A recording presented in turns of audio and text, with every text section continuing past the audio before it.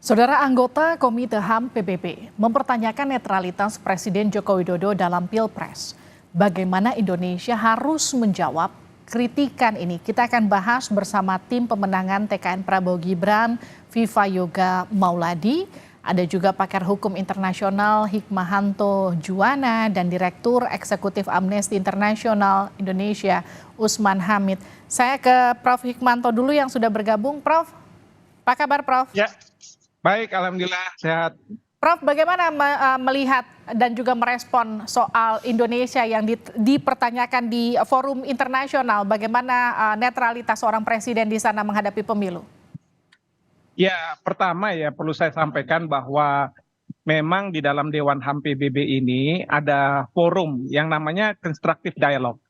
Ide dari Constructive Dialogue ini adalah ada komite yang independen dari berbagai negara, dia akan menyampaikan pandangan-pandangan mereka untuk kemudian dilakukanlah perbaikan-perbaikan ke depannya. Jadi ini bukan semacam apa ya, kayak nantinya akan ada sanksi dan lain sebagainya. Jadi dialog yang konstruktif. Nah, para anggota komite yang independen ini tentu mendapatkan informasi ini tidak berdasarkan misalnya galian dia sendiri atau dia mendapatkan informasi sendiri, tetapi mungkin saja dia bisa mendapatkan informasi dari berbagai pihak, dari Indonesia, dari NGO dan lain sebagainya, yang kemudian disampaikan kepada pemerintah Indonesia, yang pemerintah Indonesia sudah menyetujui untuk adanya constructive dialogue ini. Artinya kita nih bersedia untuk ditelanjangi, silahkan. Nah, dalam konteks pertanyaan yang berkaitan dengan Pilpres kemarin, masalahnya kenapa tidak dijawab, gitu kan? Sebenarnya kan bisa saja dijawab, karena pertanyaannya itu adalah berkaitan dengan proses pemilihan presiden, di mana yang ditanyakan itu adalah putra presiden yang jadi eligible untuk mengikuti Pilpres ini. Sebenarnya kan kalau misalnya ditanyakan what kind of measures, apa langkah-langkah yang dilakukan, kalau misalnya delegasi Indonesia mungkin juga karena nggak ada waktu atau dia terlupa, terlewatkan gitu ya. Tetapi bisa saya dijawab bahwa sudah ada measures. Misalnya kita tahu ada di MK, ada MK yang melakukan proses terhadap, dia mengatakan high officials termasuk presiden. Jadi nggak harus semata-mata presiden, tapi high officials. Lalu juga kan sudah ada proses di MK, lalu juga di DKPP juga sudah ada proses. Sebenarnya kalau misalnya dijawab, menurut saya ya tidak ada masalah begitu ya.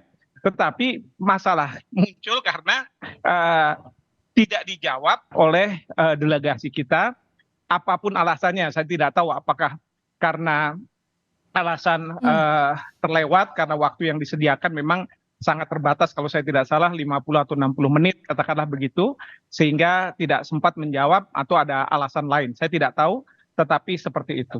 Demikian. Baik, saya ke Pak Viva. Pak Viva, bagaimana melihat TKN setelah kemudian kemarin mendapatkan kritikan soal netralitas Pak Jokowi di forum internasional? Ya, silakan saja dari PBB melakukan pertanyaan atau dianggap sebagai kritikan. Buat kami sih tidak ada masalah, karena mungkin saja yang bertanya itu belum mengetahui tentang undang-undang di internal Indonesia soal Undang-Undang Nomor 7 Tahun 2017 tentang pemilu, atau punya persepsi, penafsiran, dan berita-berita yang tidak berimbang, sehingga ada pertanyaan-pertanyaan seperti itu. Tetapi namanya juga di PBB, semuanya bebas untuk bertanya dan berpendapat, dan apapun itu ya saya rasa tidak akan ada pengaruhnya terhadap proses legitimasi pemilu atau legitimasi politik.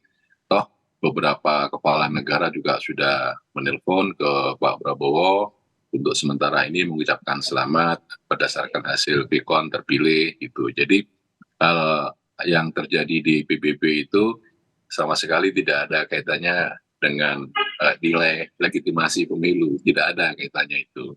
Dan kalau kemudian tidak dijawab, ya kita akan tanyakan ke Kemenlu, kenapa tidak dijawab? Apakah memang setiap pertanyaan itu semuanya harus dijawab, ataukah boleh tidak dijawab.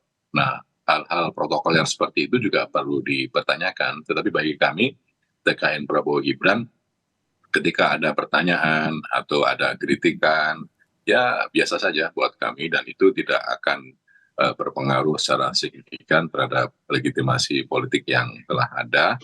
Dan kita juga pernah kok keluar dari PBB pada zaman Soekarno dulu. Jadi saya rasa hal yang menyangkut soal dari PBB itu tidak usah dibesar-besarkan, toh itu menjadi bagian dari proses diplomasi Indonesia. Kalau kemudian ada hal yang kurang sempurna, ya kita sempurnakan, karena kita mengetahui proses diplomasi internasional itu adalah merupakan tugas dan kewenangan dari Kemenlu, dan hal-hal yang menyangkut tentang PBB semuanya juga kita sudah punya di sana, kita sudah punya perwakilan di sana, dan hal-hal yang menyangkut soal strategi diplomasi, kemudian substansi diplomasi juga semuanya sudah menjadi bagian dari perjuangan politik dari Kemenlu, dan itu tentu mengarah kepada state of nation, nation state, dan itu menjadi bagian dari kepentingan nasional. Tapi gini Pak Viva, ketika katakanlah betul akan dilantik begitu nanti, dan bagaimana pemerintah menjawab kritikan ini nanti ketika ada kritikan kembali muncul di forum-forum internasional yang ke depan? Ya, kalau ada pertanyaan atau kritikan ya dijawab sesuai dengan kemandirian bangsa, sesuai dengan undang-undang, sesuai dengan sikap diplomasi Indonesia yang bebas aktif, tidak berpihak kepada siapapun, dan kita bisa menjadi bangsa yang berdikari, berdiri di atas kaki sendiri, dan kita menegakkan dada bahwa itu adalah bagian dari kepentingan bangsa Indonesia sendiri, dan bangsa lain boleh mengkritik, boleh menafsirkan, boleh memberikan input, tapi kemudian seluruhnya harus tegak pada aturan yang ada, dan proses dari pemilu itu sesuai dengan Undang-Undang Nomor 7 Tahun 2017 dan beberapa undang-undang yang terkait di dalamnya telah dilaksanakan, dan hal-hal yang menyangkut soal diplomasi internasional itu menjadi tanggung jawab dari Kemenlu, dan saya rasa hal seperti itu wajar ketika ada yang tidak tahu kemudian bertanya, dan ya semuanya menjadi bagian dari proses diplomasi yang harus kita sempurnakan lagi. Kalau Bang Usman, Anda sendiri melihatnya seperti apa, Bang? Ya, sebenarnya itu harus diperhatikan oleh pemerintah Indonesia. Kenapa? Karena legitimasi internasional juga sangat penting. Saya kira selama masa reformasi 25 tahun lebih, meskipun tidak sempurna, seluruh pemilu-pemilu yang berlangsung di Indonesia dipandang oleh masyarakat dunia sebagai pemilu yang berlangsung secara bebas, jujur, dan adil. Pertanyaan yang disampaikan oleh Komite HAM sebenarnya pertanyaan yang berkaitan dengan pelaksanaan pemilu sebagai perwujudan dari hak-hak sipil dan politik yang ada di dalam kovenan yang dikomitmenkan oleh pemerintah Indonesia. Jadi kalau kita berkomitmen meratifikasi, meskipun kita masih mereservasi, saya kira pemerintah Indonesia perlu mengambil semacam pertimbangan yang serius atas pertanyaan yang kritis itu. Jadi saya kira sangat disayangkan akhirnya dalam pemilu kali ini pemerintah Indonesia mendapat sorotan yang kritis dari masyarakat internasional. Sebenarnya bukan yang pertama kali perhatian dunia tertuju pada Indonesia. Dalam pemilihan 2019, mungkin itu pemilihan umum, khususnya pemilihan presiden pertama, yang mendapatkan kritik dari banyak kalangan. Ketika itu ada electoral violence, ada kekerasan elektoral, kekerasan pemilu, terutama yang terjadi di depan Bawaslu, di mana aparat keamanan menggunakan kekuatan yang berlebihan, yang eksesif, di dalam menangani demonstrasi-demonstrasi di depan kantor Bawaslu. Nah, kali ini dalam pemilu 2024, tampaknya Komite HAM lebih menempatkan perhatiannya pada kerangka pemilu secara komprehensif. Misalnya pertama, apakah setiap tindakan, prosedur, dan keputusan pemerintah Indonesia terkait dengan proses pemilu sesuai dengan kerangka hukum. Yang kedua, apakah pemilu melindungi dan memulihkan hak-hak pilih keseluruhan warga di Indonesia.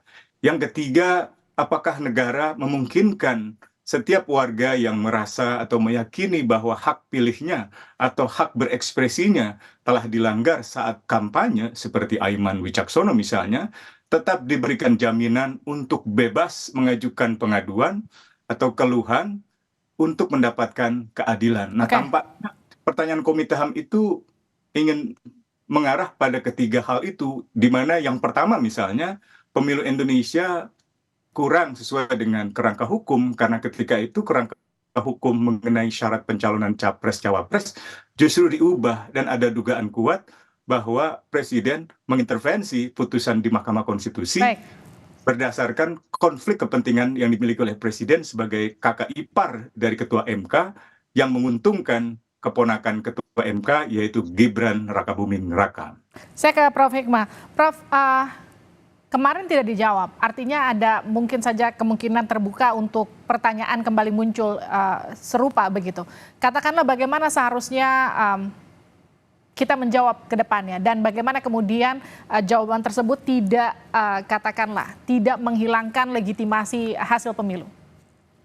Pertama ya, terkait dengan legitimasi, menurut saya ini nggak ada kaitan dengan legitimasi. Karena yang komite kemarin itu bukan representasi dari masyarakat internasional. Bahkan tidak juga merupakan representasi dari Perserikatan Bangsa-Bangsa. Ini kan kaitannya dengan seperti Mas Usman katakan, Indonesia meratifikasi ICCPR. Karena kita meratifikasi ICCPR, mereka melakukan proses yang namanya constructive dialogue. Dialog yang konstruktif, yang memberikan masukan-masukan kepada pemerintah Indonesia untuk diperhatikan. Nah, mereka tentu berangkat dari ketidaktahuan. Kalau pertanyaan itu muncul, seperti saya tadi katakan, itu muncul bukan karena penyelidikan dari yang bersangkutan yang bertanya itu, tetapi mungkin dapat masukan dari NGO atau mungkin dari Mas Usman, dari siapapun, dia bisa mendapatkan informasi itu. Nah, itu yang kemudian dilontarkan untuk pemerintah Indonesia bisa memperbaiki. Yang kedua, yang saya ingin sampaikan, memang tadi Mas Usman cerita tentang banyak hal begitu ya. Saya melihat klipnya waktu si panel ini bertanya. Itu kalau Mas Usman tadi cerita panjang lebar, kelihatannya tafsiran dari Mas Usman. Karena apa yang ditanyakan adalah apa measures yang dilakukan oleh negara untuk mengetahui. Sebenarnya bisa dijawab dengan mudah, ya kan? Kalau misalnya memang mau dijawab, pertanyaannya kenapa tidak dijawab? Saya juga tidak tahu. Mudah-mudahan bukan unsur politis ya, tetapi karena masalah kelewatan saja begitu ya. Kelewatan artinya dengan waktu yang sangat dibatasi sehingga tidak bisa, karena mungkin dari ketua delegasi melihat ada isu-isu yang lebih penting berkaitan dengan BP jaminan sosial lah, lalu kaitan dengan Papua mungkin dan lain sebagainya, seperti itu. Terima kasih Prof. Hikmah, terima kasih Mas Viva dan juga Bang Usman sudah bergabung di Sapa Indonesia Malam. Mohon maaf waktunya terbatas, nanti kita akan berbincang lagi mengenai hal ini.